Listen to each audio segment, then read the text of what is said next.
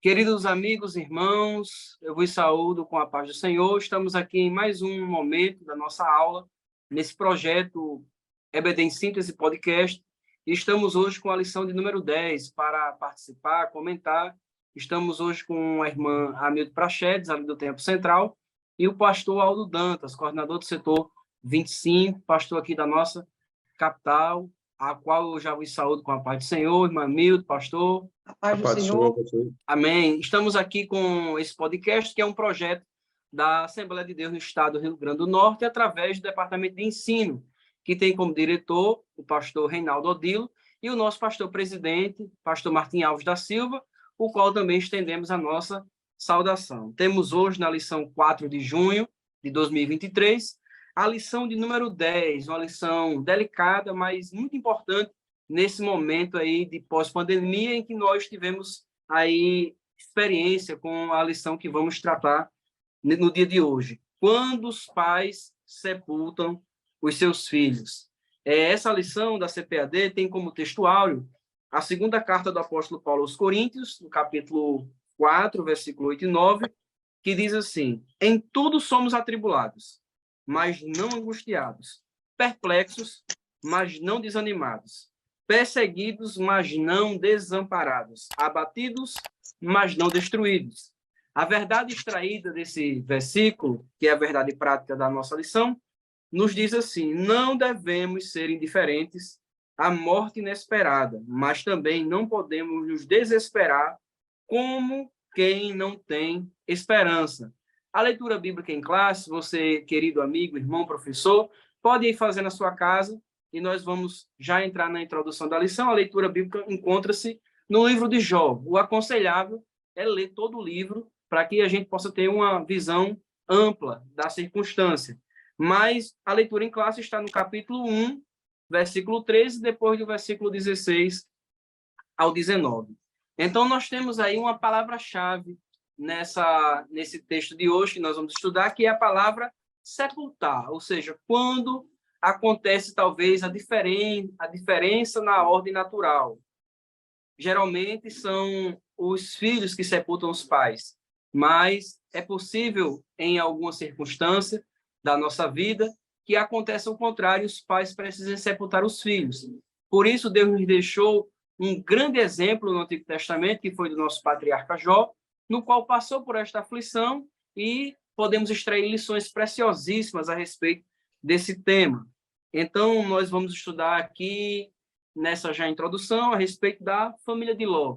Irmã Milde, o que é que a gente pode aprender aí com a família de Ló e com essa experiência que o patriarca obteve através dessa circunstância para a nossa edificação espiritual? Através deste livro, que conta a história do justo Jó, que teve o privilégio de ter o testemunho de Deus de que era um homem justo, reto, que se desviava do mal, nós aprendemos que Deus tem sempre um propósito benevolente por trás do sofrimento do justo.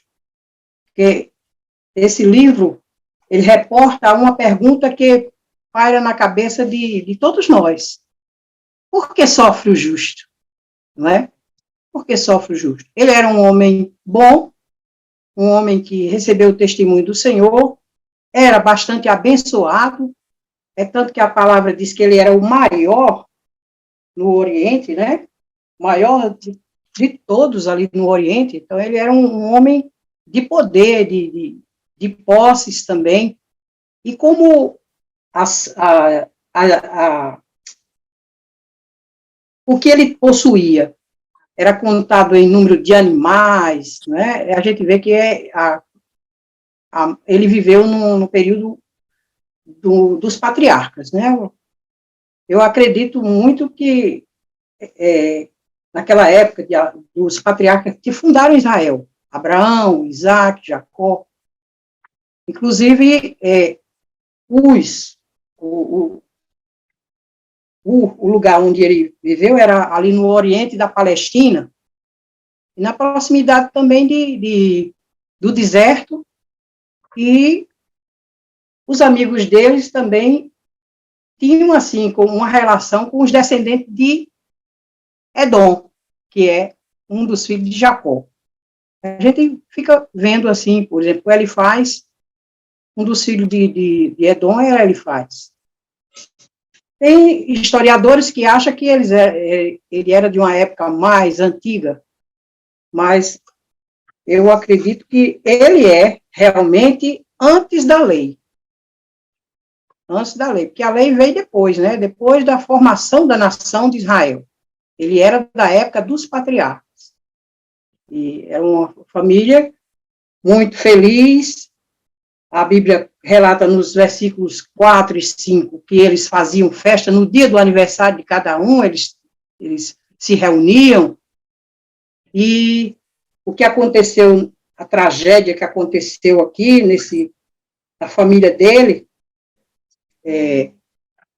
logo no começo fala, nesse texto que nós temos na nossa lição, e sucedeu um dia em que seus filhos e suas filhas comiam e bebiam vinho na casa do seu irmão primogênito.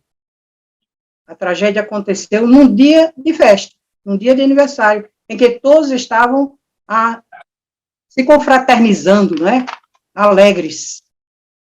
E aconteceu essa tragédia na vida de Jó. E a gente sabe que foi uma grande prova para Jó, e que traz muitos ensinamentos para nós, como está escrito na carta aos Romanos.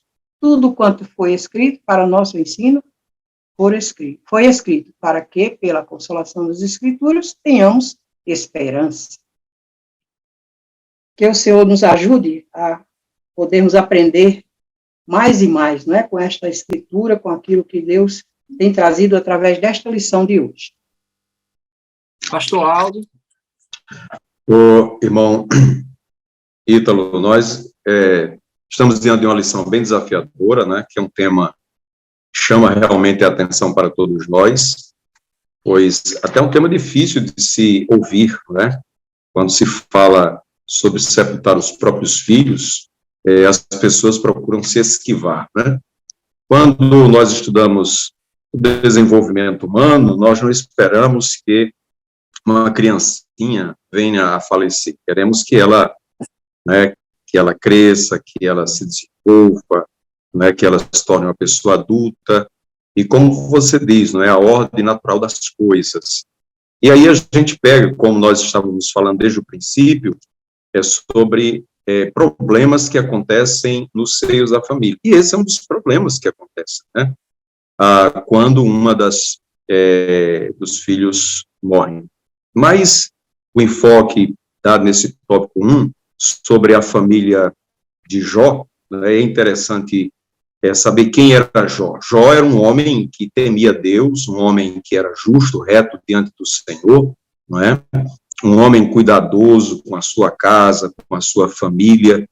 A Bíblia diz que ele, quando os filhos se reuniam para fazer as suas festas, né, nas festividades, celebrações, quando eles se reuniam, Jó, logo após, ia fazer sacrifícios a Deus, não é? Apresentar a Deus os seus filhos, porque pensava Jó, se ele pensou no seu coração algum mal contra o Senhor, para que Deus o perdoe.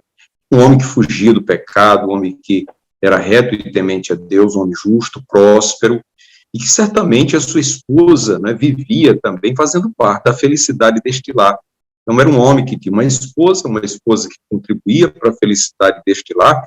Ela lhe tinha dado 10 filhos, e aí estes filhos, certamente, tinham um viver bem, que agradava certamente a Jó e também a Deus, porque Jó sempre conduzia os seus filhos por este caminho. Então, um patriarca, como diz o texto, que orava, que zelava pela sua casa, zelava por sua família, não é?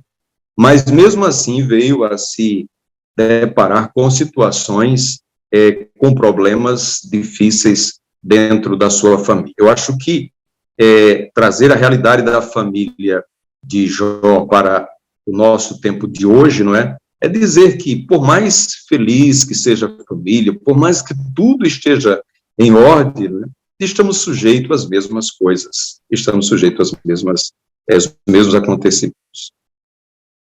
É interessante é que a família é uma família estruturada, pais piedosos, né? O texto da lição nos faz compreender que a esposa de Jó era uma ajudadora, né? Uma companheira que estava do lado de Jó, diante da sua piedade também, pelo fato de sempre estar ao seu lado, nunca ter o abandonado, mesmo nos momentos difíceis, mostra que havia ali um casamento sólido, um companheirismo, uma família bem estruturada. Mas aconteceu uma tragédia, né? Nós sabemos que o pano de fundo, diante de tudo que aconteceu, uma provação que Jó passou, em que o diabo tenta ali, talvez, acabar com sua fé, Deus permite a circunstância, mas aconteceu uma tragédia. Jó ficou diante de uma perplexidade, em um dia, muitas e muitas notícias ruins, e cumprindo-se, assim, o texto áureo da nossa lição, né? Mas em tudo somos atribulados, mas não angustiados, perplexos, mas não desanimados, perseguidos, mas não desamparados, abatidos e não destruídos. O dia mau chegou. Aconteceu uma tragédia. E o interessante é que no tópico 2 da nossa lição, a gente sabe muito bem sobre a vida de Jó. Eu acho que os professores terão menos dificuldade nesse aspecto, mas eu acho que o aspecto mesmo da tragédia do sepultamento, eu acho que é algo que é mais enriquecedor para a aula da escola dominical. E o segundo tópico diz assim: lidando com a morte dentro da família. A esse ponto, irmã Milde, o que é que a gente aí, usando esses subtópicos, a nossa experiência, aquilo que já fomos buscar na fonte, na palavra de Deus, na teologia, na ciência, o que é que a gente pode trazer de interessante para os nossos alunos nesse tópico 2, ou seja, como lidar com a morte dentro da família? Nós verificamos aqui que Jó e sua esposa foram realmente surpreendidos, né? Porque a pessoa, quando serve a Deus, muitos de nós é assim, pensa que não vai suceder nada de mal, mas o Senhor disse: no mundo tereis aflições, mas tende bom ânimo. E apesar, como o irmão já bem falou, apesar do desespero da sua esposa, ao propor ao patriarca amaldiçoar Deus e morrer, que ele estava propondo que ele se suicidasse, né? E negasse a sua fé. Em outras palavras, é isso, né? Amaldiçoa este Deus e morre. Diante do desespero que ela sofreu, mas a gente vê que Jó se manteve firme e disse: receberíamos o bem do Senhor e não receberíamos também o mal. Ele reconheceu a soberania do Senhor sobre tudo, não é? Porque a vida pertence ao Senhor, nós somos dele, e a palavra nos diz que tudo é dele, por ele e para ele. A nossa vida é para glorificar a Deus. E aqui nós vemos o seguinte, que quem nos deu essa possibilidade de vencer esta maldição foi Cristo. Não é? Existia uma cédula contra nós, como está escrito na carta de Paulo aos Colossenses. A cédula que era contra nós, não é, foi cravada no madeiro. Jesus venceu a morte. E Jó até clamou lá no capítulo 19, 25, ele disse: eu sei que o meu Redentor vive. Ele tinha esperança, não é? Da sobrevivência, sobre a morte. Ele falou inspirado no Espírito Santo, certamente, né, como um servo de Deus, e que o Senhor, por fim, se levantaria sobre a morte. E aí aponta justamente Jesus, que venceu a morte por nós. Por um homem entrou o pecado no mundo, e pelo pecado a morte, e por isso que todos pecaram. E a Bíblia também diz no capítulo 6 de Romanos, e versículo 23, que o salário do pecado é a morte. Então, a morte é algo que todos nós temos como certeza. Mas quem crê em Jesus, quando morre, passou da morte para a vida. Porque pela fé em Cristo nós temos a esperança da vida eterna. Ele veio para nos dar a vida eterna. E é interessante, nesse primeiro tópico, falar sobre isso, que ficamos muitas vezes perplexos diante da morte, e principalmente quando envolve alguém próximo a nós, né? um filho já causa um problema muito grande, imagine 10 filhos. Sepultar 10 filhos. Foi uma prova muito grande. Até, podemos dizer assim, até sobre-humana, mas como está escrito no nosso textuário, que nós somos atribulados, mas não angustiados, perplexos, mas não desanimados, perseguidos, mas não desamparados. Deus está conosco. Deus estava com Jó. Se Deus não estivesse com Jó, pela sua fé nele, ele permaneceu no Senhor, ele permaneceu na fé no Senhor. E por isso ele não foi abatido na sua fé e não foi destruído, não é? E o seu estado, como nós vemos no final, foi melhor do que o seu princípio. Então, esta realidade da morte, nós não podemos escapar, não é? Todos nós haveremos de um dia perecer, porque o Senhor disse que nos tirou do pó, e depois que o homem pecou, ele disse, no suor do teu rosto comerás, né? Feliz serás que irá bem. Mas ele disse, e ao pó, até que tornes ao pó, de onde você veio, né? Porque como ele pecou, o Senhor disse que certamente ele morreria. E eles ultrapassaram o mandado do Senhor ao comer aquele fruto proibido, e infelizmente a morte passou a todos os homens. Mas Cristo veio para vencer a morte. E está escrito também no capítulo 15 da carta de 1 Coríntios, que a morte é o último inimigo nosso a ser vencido. Jesus já venceu por nós. E em esperança nós somos salvos, né? E em esperança nós vamos também reviver após a morte, porque ele nos deu a esperança de vida eterna. Jesus disse que era o pão da vida, quem nele se alimenta, por ele viverá. Então, é muito importante que nós enfatizemos isso na classe para os nossos alunos, né? Que Cristo é o pão da vida, é ele que nos dá a vida eterna, é nele que nós temos essa esperança. E o apóstolo São Paulo também, escrevendo aos Tessalonicenses, ele disse que nós nos consolássemos na esperança da vida eterna. De que forma? Ele falando sobre o arrebatamento, capítulo 4, né? Nós que estamos vivos, nós não precederemos aos que dormem, né? Eles ressuscitarão primeiro. E nós, os que estivermos vivos, seremos arrebatados juntamente com ele. Então, é nessa esperança que o crente deve viver. E tornar o luto uma coisa mais branda, porque é difícil, né? Enfrentar a morte não é fácil. Mas, como disse o salmista também no Salmo 23, ainda que eu andasse pelo vale da sombra da morte, não temeria mal algum, porque tu estás comigo. O importante é estar com o Senhor, permanecer no Senhor, permanecer na esperança viva que ele nos deu, a esperança da vida eterna. É nesse subtópico 1 que nós estamos nos referindo a este processo, né, da vida eterna. João 5:24. No primeiro capítulo de João já diz, nele estava a vida, e a vida é a luz dos homens. E Jesus, quem crê nele tem a vida eterna. Então, há muitas escrituras que nos ajudam a permanecer firmes nesta esperança da vida eterna e de que a morte não é o fim para nós. Quem crê nele passou da morte para a vida. Que possamos nos firmar cada vez mais nesta esperança, em Cristo Jesus, o nosso Senhor, nosso Redentor. Muito bem, nós estamos falando aqui do tópico 2, né, e nós poderíamos explorar como professor a experiência dos pais em sepultarem os seus filhos.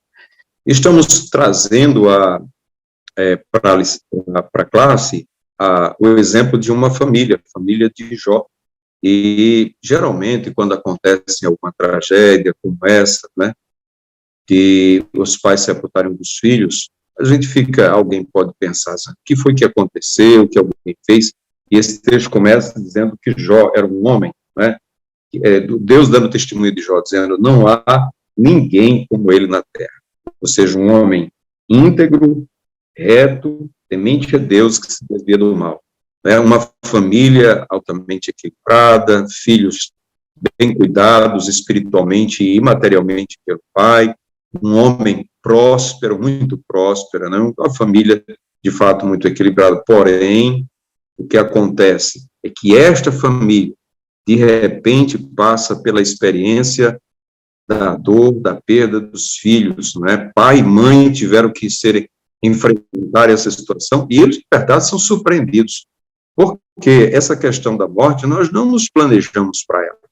Mesmo na velhice, mesmo estando velhinhos, nós não nos planejamos para ela. Então, não há um planejamento para a morte, principalmente para a morte dos filhos. Ninguém se planeja para isso. Então, é uma surpresa quando isso acontece, né? Então, eles foram surpreendidos e eles tiveram que receber essa notícia, né? E como essa notícia chega para Jó e para sua esposa? Você precisa ter condições emocionais, espirituais, para receber uma notícia dessa, né? Tanto que a gente percebe que a esposa de Jó, ela no capítulo 2, ela vai expressar, não é? Que ela está passando ali. Ela não vê somente os bens indo embora. Agora são os seus próprios filhos que desaparecem. E o próprio esposo, a saúde do esposo. Então, ela perde os seus bens, ela perde os filhos e perde a saúde do esposo, né? Então, a perda é muito grande. E precisa você estar com muita estrutura espiritual e emocional para suportar, não é? Essa dor, essa aflição. Tanto que existia uma razão para a tristeza, existiam razões para o luto. Nós não podemos tirar isso, né? Nós não podemos dizer que não existe essa tristeza. Ela só tem que ter um tamanho, uma medida, né? Ela não pode ser para a vida toda, mas a gente não pode ignorar essa tristeza que acontece quando ele perde um ente querido, né? E a gente percebe aqui que isso foi uma atitude, não é, uma iniciativa de Satanás, no sentido de tirar dessa família a alegria, o gozo, a harmonia, não é? Então ele vem para fazer isso. É tanto que Deus permitiu que isso acontecesse, mas foi ele que provocou todas estas coisas. Tirou a felicidade daquela família, tirou a harmonia, né? E o atacou de forma mortal, com tristeza. E se nós formos voltar um pouco atrás, lá no princípio, né, a família de Adão e Eva passou também por esse processo, né? Então isso aí não é uma coisa nova, veio desde Adão e Eva, lá do Éden, né, com a morte de Abel, Adão e Eva são surpreendidos também com a morte do seu filho, isso vem passando por gerações. Então, o que nós precisamos é entender que, né, que nesse momento de dor, o que vai segurar ali é a fidelidade que Jó tinha no Senhor.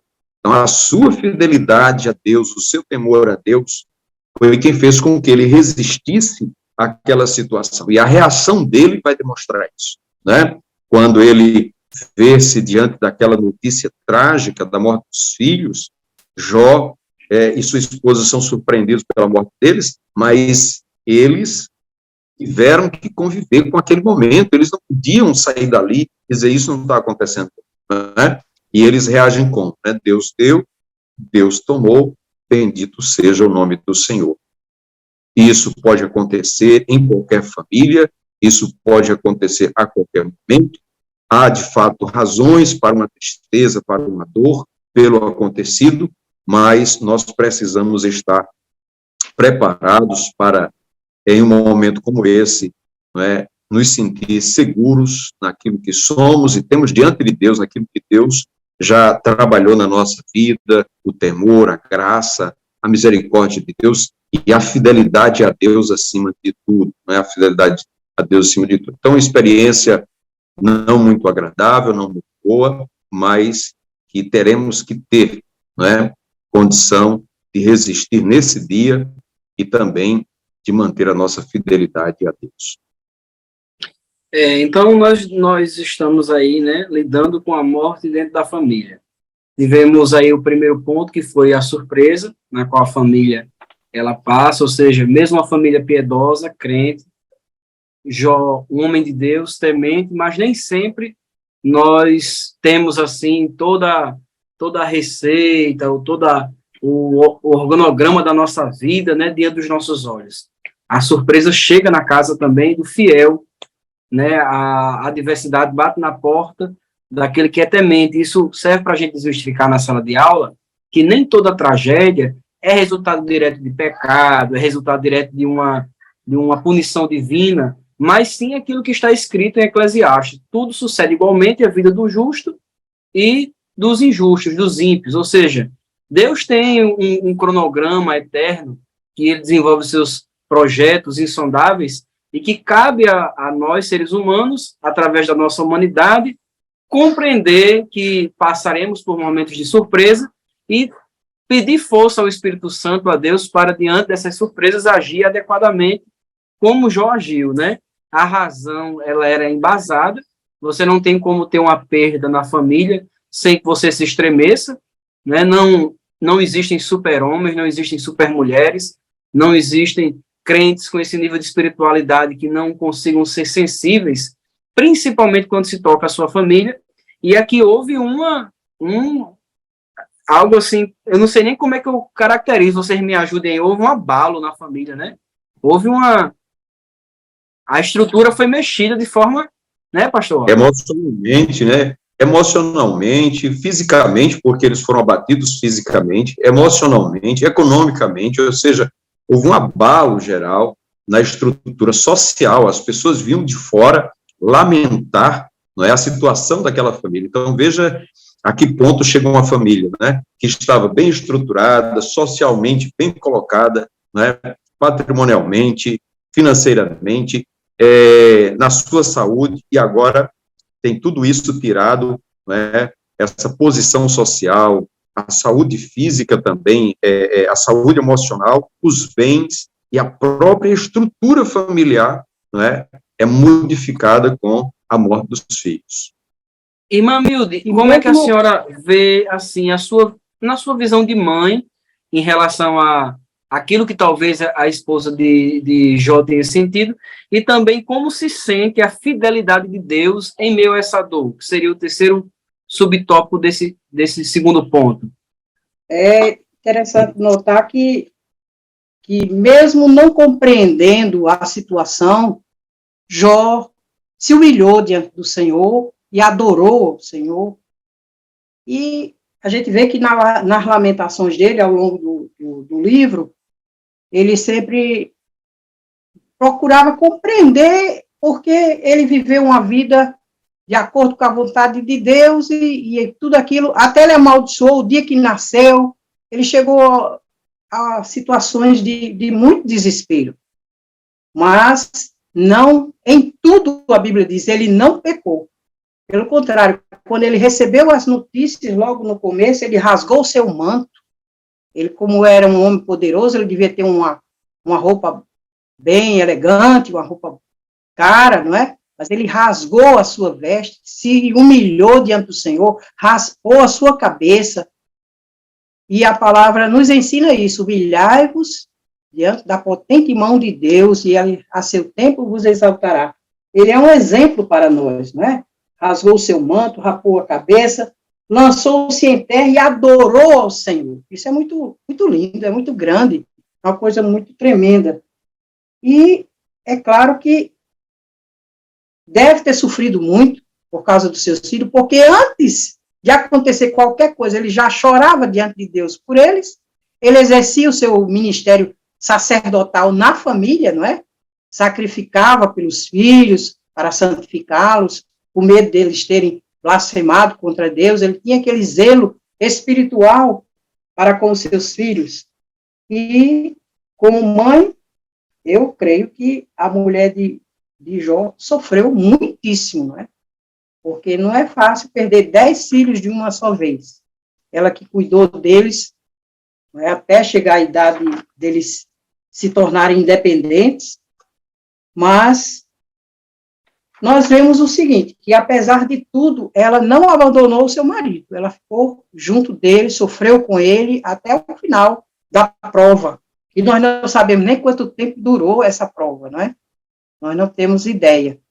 Alguns dias, os seus amigos chegaram e ficaram em silêncio, porque a tragédia era tão tremenda que eles ficaram também sem fôlego, sem saber o que dizer. Mas depois, como eles tinham aqueles pensamentos de que qualquer tragédia seria a consequência de pecado, começaram a acusar o amigo. E teve um deles que foi tão triste que ele chegou a dizer que Jó estava sofrendo menos do que merecia. Como é que se pode julgar o próximo dessa maneira, né? O que ainda se aproximou do conhecimento de Deus foi o Eliú, né? O mais novo, que ficou em silêncio muito tempo, mas, por fim, ele deu uma ideia de que aquele sofrimento era como o pai que disciplina o filho, era uma disciplina, porque o sofrimento, ele é didático. Foi nisso que nós aprendemos nas lições, e como ele mostrou que Jó também estava falando de coisas que não sabia, que não conhecia, começou até a ver a grandeza de Deus. Eu acho tão interessante aquele versículo que ele diz assim, Deus é grande, e nós não podemos compreender. E mostrou como se forma as nuvens lá em cima, e Deus depois faz descer a chuva, destila a chuva do vapor, que é o vapor que sobe e depois desce. Ele já tinha conhecimento disso, né? Um conhecimento científico muito grande para a época deles, né? Mas ele mostrando a grandeza de Deus e como nós não podemos nos elevar diante do Senhor. E o Senhor não deu resposta a Jó a respeito do seu sofrimento. Simplesmente mostrou a sua grandeza. Onde era que você estava? É tão interessante, né, aquele discurso do Senhor, a palavra do Senhor, ele não chega a dizer nada, nem acusar Jó, mas para que ele refletisse sobre a grandeza dele e a pequenez do homem diante dos pensamentos e dos propósitos de Deus.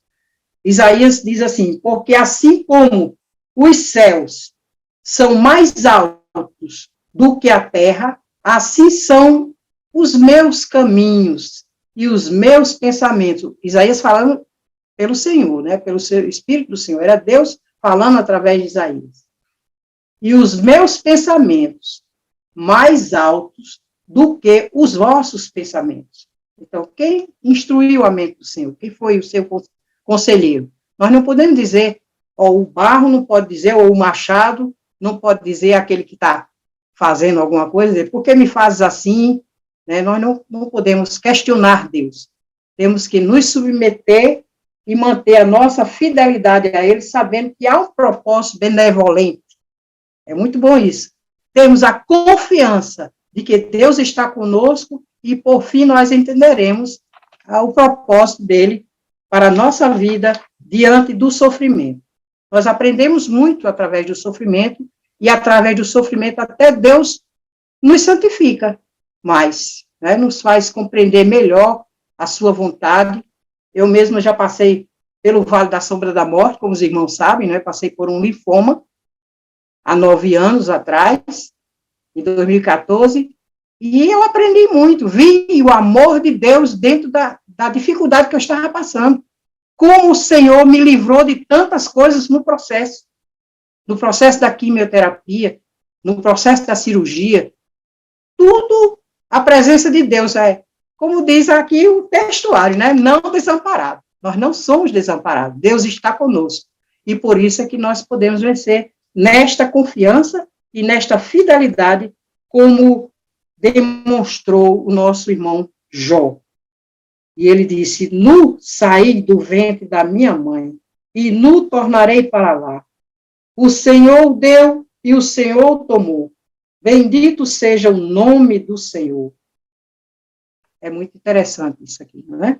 Para que a gente reflita e possa guardar este pensamento de nunca atribuir a Deus nenhum mal, nenhuma falta.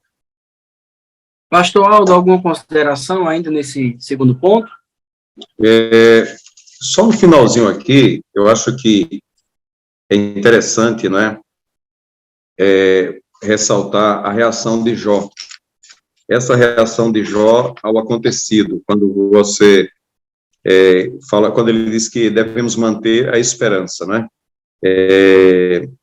Ele diz aqui na palavra de Deus, diz assim: então Jó se levantou, rasgou o seu manto, raspou a cabeça, prostrou-se em terra e adorou. O que foi que Jó fez aqui, diante da notícia, né?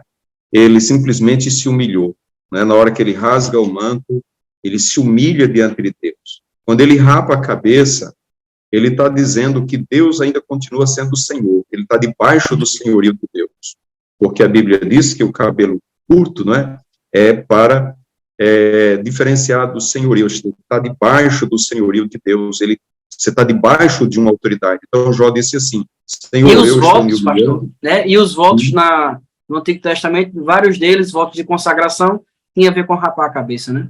exatamente, para dizer que estava debaixo da autoridade, né, do Senhor. Então, ele reconheceu a autoridade de Deus sobre ele se humilhou, reconheceu a autoridade e o adorou, ou seja, quando ele se curva e adora, né, ele presta esta adoração ao Senhor nosso Deus, ele está ali reconhecendo que ele é soberano sobre a sua vida, né, e por isso ele diz: nu saí do ventre de minha mãe e nu voltarei, o Senhor deu e o Senhor tomou, bendito seja o nome do Senhor. E isso, diz o texto, né, em tudo isso, Jó não pecou, nem atribuiu a Deus falha alguma. Ou seja, é essa reação, né, de Jó que nos chama a atenção nesse último subtópico do tópico 2.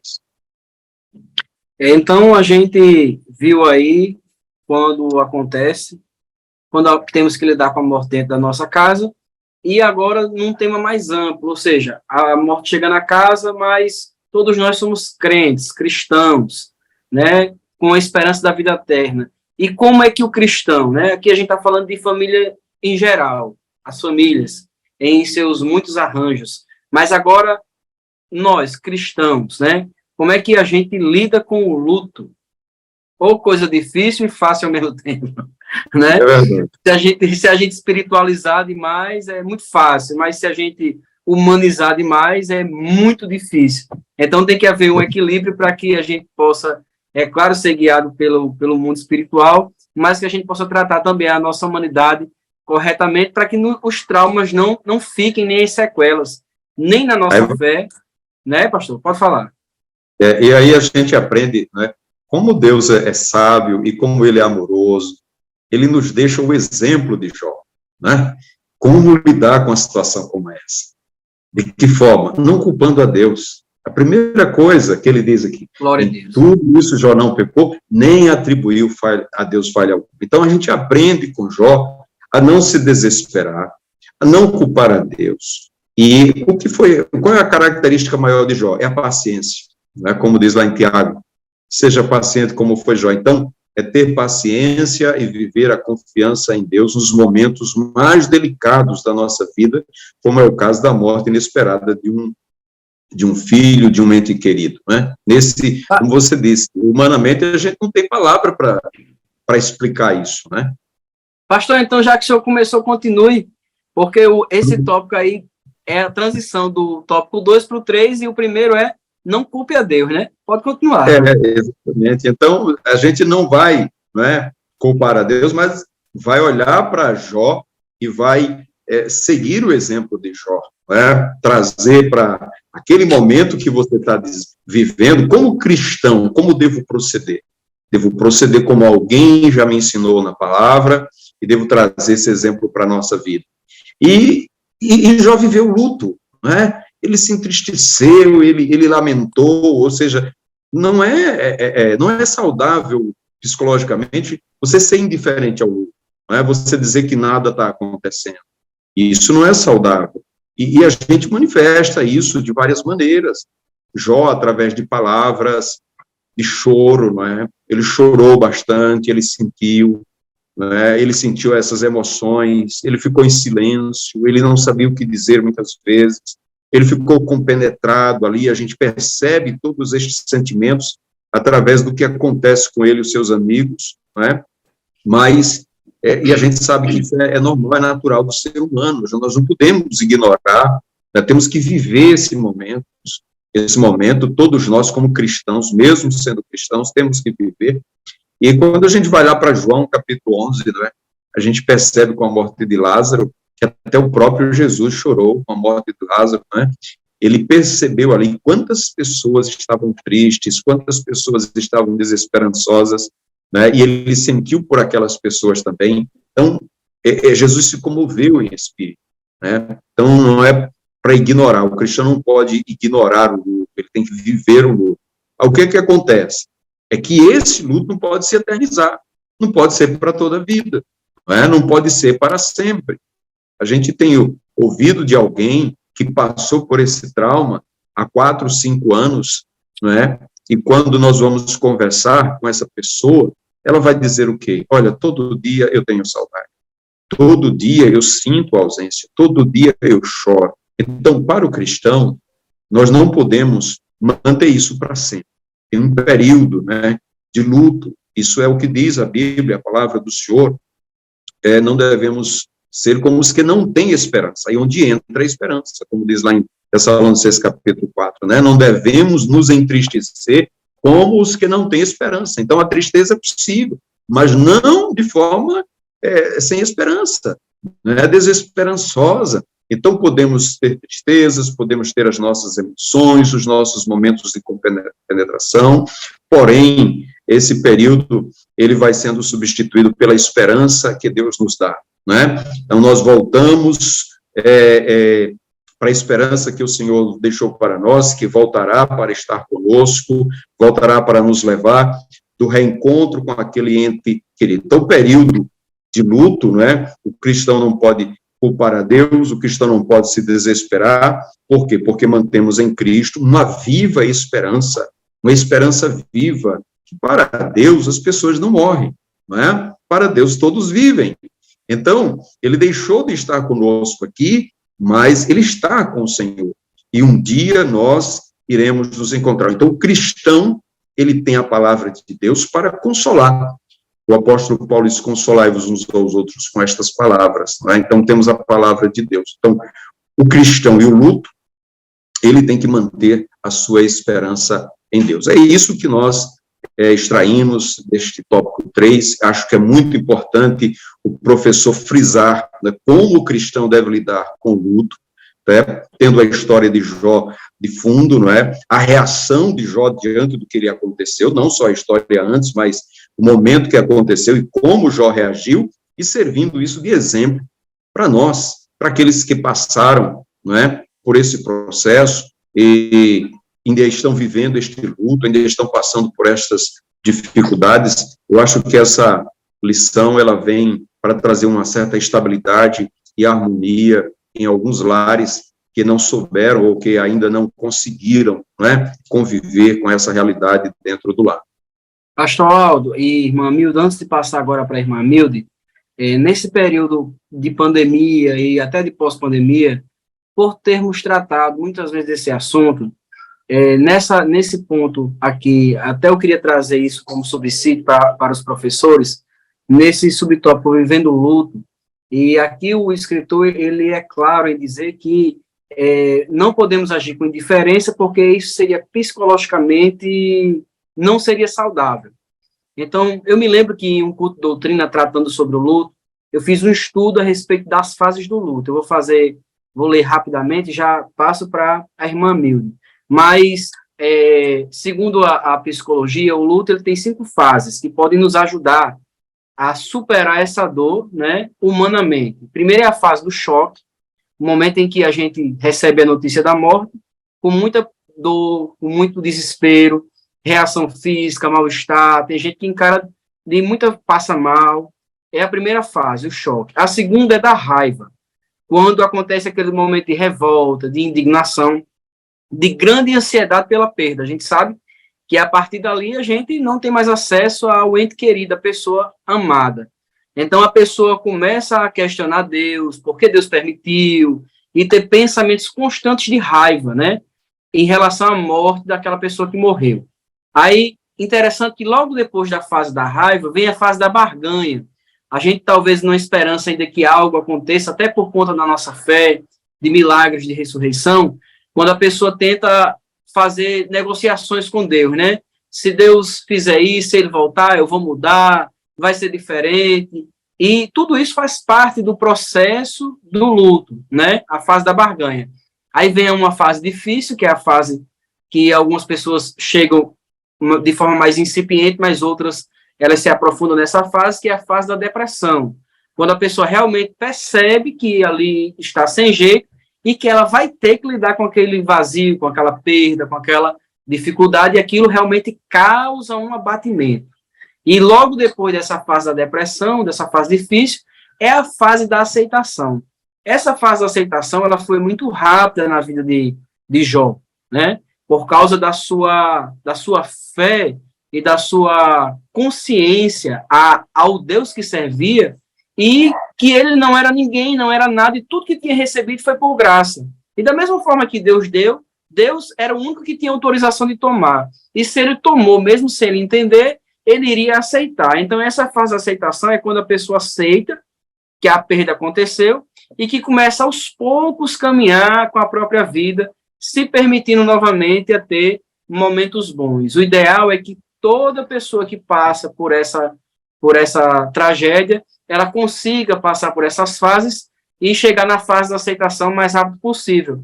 Mas nós não podemos ignorar que essas fases elas podem acontecer durante o tempo da vida de uma pessoa, e a gente precisa ter paciência, amor, cuidado, misericórdia, compaixão, porque somos diferentes e reagimos de forma diferente.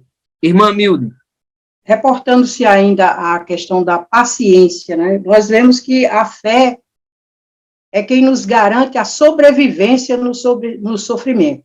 Como o irmão Ítalo bem falou, para Jó parece que foi bem rápido, né? De repente ele se humilhou e já aceitou de uma forma bem assim, inusitada, que foi Deus que fez e pronto. Nós não podemos...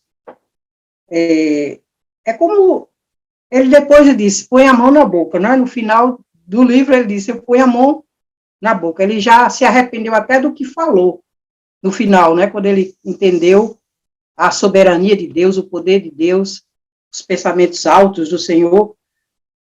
Mas o que está em jogo aqui também, nesta prova, é o exercício da paciência.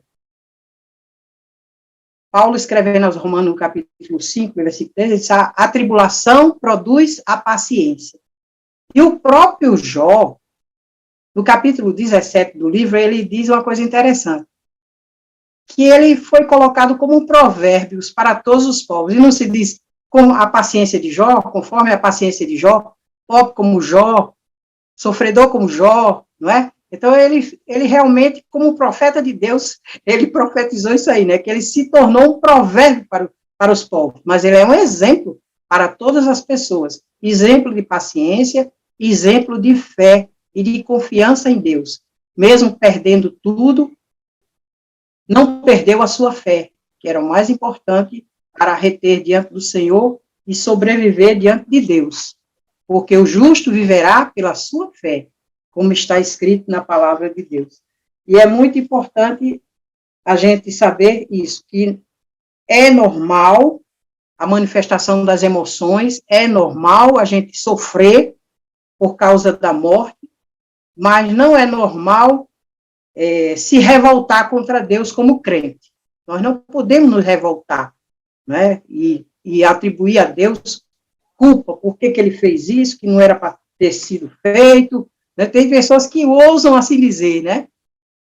E até querendo dizer a quem Deus deve colher, e não aquele que ele colheu. Aí eu já ouvi pessoas falando sobre isso, né? Por que não morreu fulano de tal, ou alguém que vive matando os outros, né? E Deus levou o justo. Porque Deus não tem prazer na morte do que morre. Né? Ele não tem prazer, mas na morte do justo, para ele, sim, porque o justo está com ele e vai permanecer com ele. Então, é importante, como o pastor já bem falou, que o cristão mantenha-se na sua esperança, na esperança da vida eterna, se console, conforme o apóstolo São Paulo nos ensinou, no capítulo 4, do 13 até o 18, ele fala sobre isto, na esperança da vida eterna. Se nós esperamos em Cristo só nesta vida, por causa dos seus benefícios, porque Ele nos dá uma casa, nos dá um carro, porque nos mantém saudável, a nossa esperança, disse Paulo, se for só nesta vida, não tem sentido nenhum. Seremos os mais miseráveis dos homens. Porque a nossa verdadeira esperança é a esperança da vida eterna. Cristo ressuscitou, sendo Ele a primícia dos que dormem. E nós temos a esperança que, como Ele nos fez filhos seus, a verdadeira adoção será na ressurreição, quando o nosso corpo mortal se revestir da imortalidade, e aquilo que é corruptível se revestir da incorruptibilidade. Esta é a verdadeira esperança do crente e que nos faz esperar nele, mesmo diante da morte, sabendo que um dia nós veremos os nossos amados, quando o Senhor nos reunir com ele em tempo que eu acho que já está bem próximo. A vinda do Senhor, para mim, está muito próxima. Meus amados, então, agora, chegando à nossa conclusão, uma palavrazinha de conclusão a respeito da nossa lição. Pastor Aldo. Muito bem. Pastor Vitor, a gente pode concluir nesse assunto que estudamos hoje, que não foi fácil, nem para Jó, e quando a gente fala em Jó, a gente esquece de dizer da esposa dele, né? Nem foi fácil para Jó, também não foi fácil para sua esposa passar por este momento da perda dos filhos, né? Mas a gente pode perceber que mesmo com essa surpresa da morte dos filhos, Jó continuou temendo a Deus, o adorando, né? Passando pelo sofrimento, mas não deixou de adorar, não deixou de temer a Deus. Então, o sofrimento não pode tirar essa adoração de Deus, esse temor a Deus. Mesmo vivendo um momento do sofrimento, e a gente pode perceber que somente quem passa pelo sofrimento, passa por este momento, é que pode falar alguma coisa sobre ele. E percebe que os amigos de Jó não conseguiram chegar, não conseguiram explicar o que ele estava passando, porque somente quem passa é que tem condição de falar sobre isso. Nós que estamos de fora, que nunca passamos, não sabemos dizer, né, como é que é, né, a perda de um filho. Né? Mas também aprendemos nessa lição o que fazer no momento como esse, né? Orar, pedindo a Deus graça, pedindo a Deus misericórdia, pedindo para que Ele nos revele, não é, e nos faça compreender aquele momento, não é, que aquilo traga um significado para a gente, e não se rebelar contra Deus, não é? Mas confiar com sinceridade, confiar num Deus amoroso e santo, que não nos deixa no momento do sofrimento. É essa a conclusão que a gente chega, né? Porque é nesta lição que a gente vai trazer ensinamentos práticos para as famílias, que, como você falou, até recentemente tiveram muitas perdas de familiares. Uma coisa interessante também, que eu considero para a gente ressaltar nesta lição, é que Jó sofreu o ataque do inimigo injustamente, não é? E isto glorificou a Deus. E Pedro, em sua primeira carta universal, ele também fala que se a gente padecer como cristão, glorifique a Deus. Se alegre, porque é bem-aventurado aqueles que sofrem por causa da justiça. Mas se padecer como um malfeitor, que glória existe? Não existe glória nenhuma. Mas aquele que padece como cristão, padece como um servo do Senhor, padece de forma justa, existe um peso de glória, não é? Diante de Deus. E na eternidade, só a eternidade mesmo vai nos revelar. Este sofrimento de Jó é um exemplo muito maravilhoso para nós. Então, fiquemos com 1 Pedro 4, 13 a 16 e Mateus 5 e 10, que fala sobre a questão do sofrer por causa da justiça. Jó sofreu uma prova de sua fé e glorificou a Deus de forma maravilhosa, porque ele não negou o seu Deus diante do sofrimento. Bem, queridos irmãos, estamos chegando aqui ao final do nosso podcast. Queremos agradecer a Deus e também aos nossos irmãos participantes, a professora lá do Tempo Central, irmã Milton Prachedes, ao pastor Aldo Dantas, pastor coordenador do setor, também ele é o diretor do Departamento da Família, né? Esse trimestre, ele também como um membro aí do departamento, trabalhando as questões familiares, né? Uma oportunidade para estender aí ao departamento essas lições. Eu quero agradecer, pastor Aldo, pela participação, e também queremos agradecer ao pastor Reinaldo, que é o nosso diretor do DENEC, e nosso pastor presidente, por essa oportunidade de estarmos aqui juntos, debatendo a respeito da Escola Bíblica Dominical. E desejar a você, professor, irmão, que procura o subsídio, continue se esmerando. É bom a gente fazer o melhor para a glória de Deus. E a gente se despede aqui com a paz do Senhor. Pai do Senhor, irmã Milde. A paz do Senhor. Eu também sou grata a Deus por esta oportunidade e aos nossos líderes, né? Que nos concede também este privilégio de poder contribuir para a edificação dos santos. Pastor Aldo, Pai do Senhor. Pai do Senhor, é um prazer, pastor Ítalo, estar dentro da sua companhia, da irmã Milton, discutindo um tema tão importante, como você falou, para todas as famílias. E a nossa oração é que Deus faça com que essa mensagem chegue a cada família e traga alívio, traga alento a cada um e cada professor, né, tenha de Deus a graça necessária para transmitir essa mensagem. Desejo também agradecer aos nossos pastores que nos confiaram tamanha missão e agradecer a Deus por essa oportunidade. Até uma próxima oportunidade, querendo Deus, em nome de Jesus. Um abraço a todos, a paz do Senhor. A paz do Paz do Senhor. Senhor.